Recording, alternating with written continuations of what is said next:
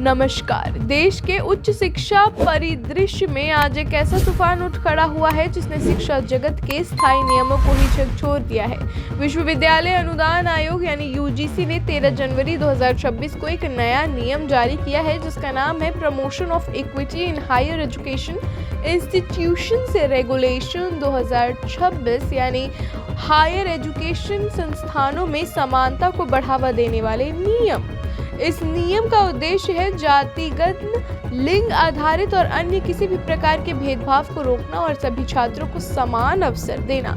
लेकिन इसी बीच यह देश भर में विस्फोटक विवाद की वजह भी बन गया है। नए नियमों के तहत हर विश्वविद्यालय और कॉलेज अब equal opportunity centre, equity committee और 24/7 हेल्पलाइन जैसी व्यवस्थाएं लागू करनी जाएंगी। अगर किसी छात्र को जाति आधारित भेदभाव, उत्पीड़न या असमान व्यवहार का सामना करना पड़ रहा है तो वे तुरंत शिकायत दर्ज करा सकें और उसका समाधान जल्द किया जा सके।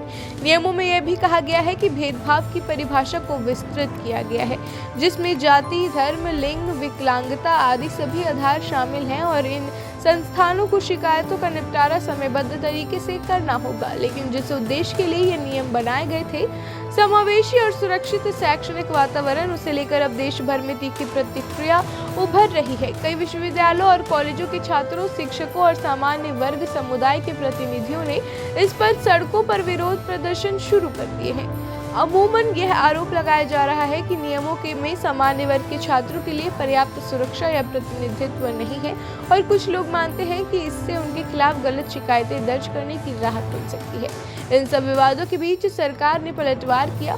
केंद्रीय शिक्षा मंत्री धर्मेंद्र प्रधान ने स्पष्ट किया कि इस नियम का उद्देश्य किसी भी छात्र के खिलाफ भेदभाव, उत्पीड़न या दुरुपयोग को बढ़ावा देना नहीं है। ये पूरे संवैधानिक ढांचे के भीतर लागू होगा। उन्होंने आश्वासन दिया कि कोई भी व्यक्ति गलत तरीके से नियम का दुर्व्यवहार नहीं कर सकेगा और यह प्रक्रियाएं उच्च शिक्षा के अधिकारों और समानता के सिद्धांतों का सम्मान करेंगी।